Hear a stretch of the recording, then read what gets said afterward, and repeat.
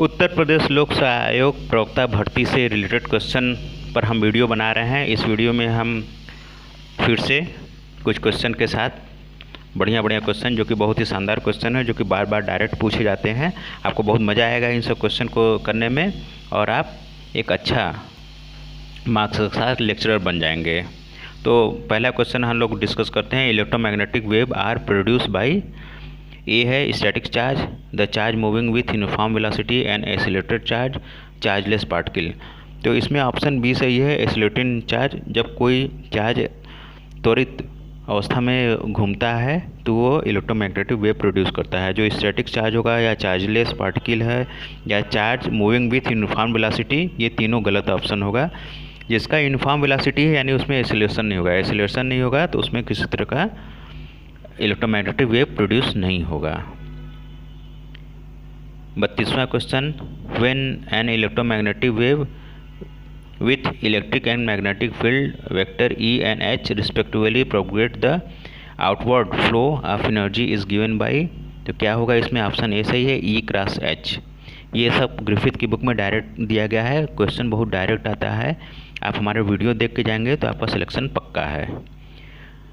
आगे बढ़ने से पहले आप सभी से हम अनुरोध कर देते हैं, निवेदन कर देते हैं कि आप हमारे चैनल को सब्सक्राइब जरूर कीजिए। A logic gate invert the polarity of a pulse applied to it. कौन सा लॉजिक गेट होता है जो किसी भी पल्स के पोलैरिटी को इन्वर्ट कर देता है, यानी प्लस को माइनस, माइनस को प्लस या 1 को 0, 0 को 1 कर सकता है? वो तो है नॉट गेट। ठीक है, नॉट गेट की प्रॉपर्टी होती है। The time dependent Schrodinger equation is, तो इसमें ऑप्शन ए सही है, -h²/2m del square plus V psi I h cut डेबा साई/डेबा टी। इसमें ऑप्शन ए सही है। डायरेक्ट क्वेश्चन है, किसी भी क्वांटम मैकेनिक्स की बुक्स में, जेटली की बुक में ये आराम से आपको दिख जाएगी। थोड़ा सा पढ़ के जाइए, क्वेश्चन बहुत ही डायरेक्ट आता है। एक क्वेश्चन है, a point charge q is rotated along a circle in the electric field generated by another point charge q, यानी जो दूसरा है वो टेस्ट चार्ज है। The work done by the electric field on the rotating charge to round trip क्या हो जाएगा? कोई भी इलेक्ट्रिक फील्ड में जो वर्क डन होगा वो कितना हो जाएगा? वो जीरो हो जाएगा, क्योंकि वो राउंड ट्रिप कर रहा है। राउंड ट्रिप करने का मतलब कि वहाँ पर डिस्प्लेसमेंट ही नहीं हो रहा है, तो जो वर्क डन होगा वो क्या होता है? F/d होता है। तो सीधा d की वैल्यू 0 है तो इसलिए 0 हो जाएगा। Which is the fundamental particle, तो हाइड्रोजन, एटम, अल्फा पार्टिकल, ये तीनों फंडामेंटल पार्टिकल नहीं होगा, क्योंकि हाइड्रोजन इलेक्ट्रॉन प्रोटॉन से मिलकर बना होता है। एटम भी इसी तरह की संरचना होती है। अल्फा पार्टिकल क्या होता है? Number of electron proton neutron से मिलकर बना होता है। जबकि प्रोटॉन क्या है? फंडामेंटल पार्टिकल है। A current 2A is increases at the rate of 4 ampere per second through a coil of inductance 2H. The energy stored in the inductor per unit volume कितना हो जाएगा? एनर्जी स्टोर करता है inductor के through 2Li²। ठीक है, इस फार्मूले में रखिए तो आपका आंसर आएगा 16 जूल पर सेकेंड। L की वैल्यू देखिए यहाँ पर दी गई है 2 और ये क्या है? 4। करंट की वैल्यू दी गई 4, तो कितना हो जाएगा? 1/2 मल्टीप्लाई बाई 2 मल्टीप्लाई 4 का स्क्वायर। इसको आप जब सॉल्व करेंगे तो आपका 16 आएगा answer. The phenomena of nuclear fission can be explain by liquid drop model, shell model, collective model. तो जो न्यूक्लियर फिशन वाला फिनोमिना होता है वो लिक्विड ड्रॉप मॉडल के अनुसार दिखाया जाता है। लिक्विड ड्रॉप मॉडल बिल्कुल लिक्विड की तरह, जैसे कोई लिक्विड है उस पर आप एक्स्ट्रा कोई लिक्विड का पानी डालते हैं तो ये तुरंत टूट के बिखर जाएगा या 2 भागों में बढ़ जाएगा। उसी तरह लिक्विड ड्रॉप मॉडल का मतलब होता है कि एक न्यूक्लियस है, उसके अंदर अगर बाहर से कोई फंडामेंटल पार्टिकल उस पर अगर पड़ रहा है तो उसकी जो एनर्जी होती है, बाइंडिंग एनर्जी, वो ब्रेक कर जाएगी और वो 2 पार्ट्स में फ्रेगमेंटाइज हो जाएगा। तो यही है लिक्विड ड्रॉप मॉडल से लिया गया, ये है। 40 question, the law of planetary motion are formulated by, तो डायरेक्ट क्वेश्चन सब है, केपलर के द्वारा फार्मूलेट किया गया था। गैलीलियो, कोपरनिकस और न्यूटन नहीं थे, केपलर के द्वारा किया गया था। बहुत डायरेक्ट क्वेश्चन देखिए, सब पूछा जाता है उसमें। The m is the atomic mass and a is the mass number, then m minus a divided by m is called, इसको बोलते हैं breaking fraction. Binding energy, Fermi energy, mass defect नहीं होगा, ब्रेकिंग फ्रैक्शन इसको बोला जाता है। Delta m divided by m is the breaking fraction. The photoelectric threshold wavelength of metal, इतना दिया गया है मेटल का वेवलेंथ। द वर्क फंक्शन, तो इसमें वर्क फंक्शन कैलकुलेट करने के लिए पूछा जा रहा है। वेवलेंथ का लैम्डा की वैल्यू दी गई है।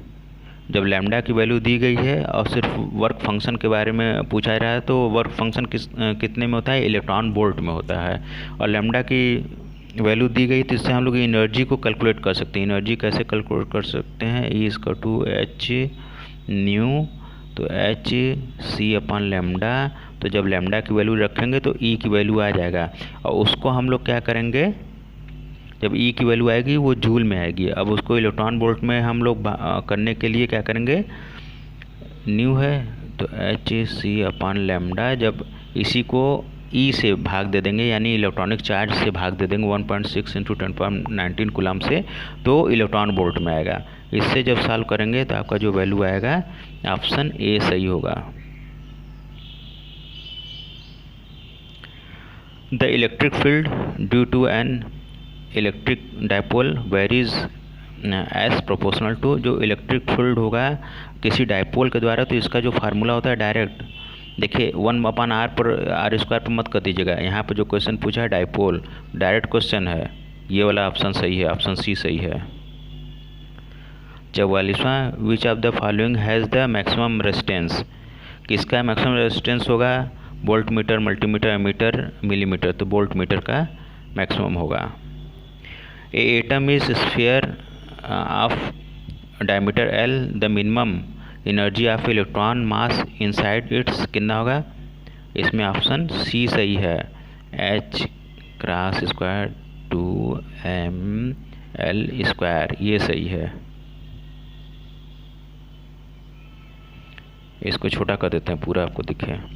बहुत डायरेक्ट क्वेश्चन है, कहाँ से आया है, जेसी उपाध्याय, जो उपाध्याय की बुक है मैकेनिक्स की, उससे है लिया गया है।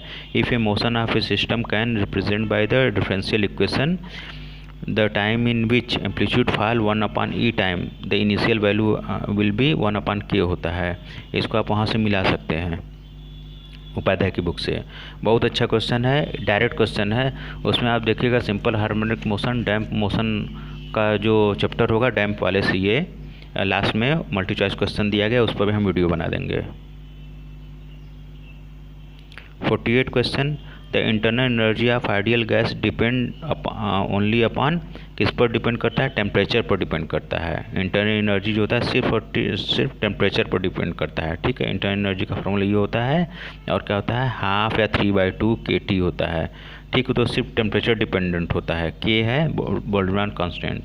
The empirical formula for nuclear radiuses, तो एम्पिरिकल फार्मूला क्या होता है, ऑप्शन सी सही है, r⁻r0 a पावर 1/3।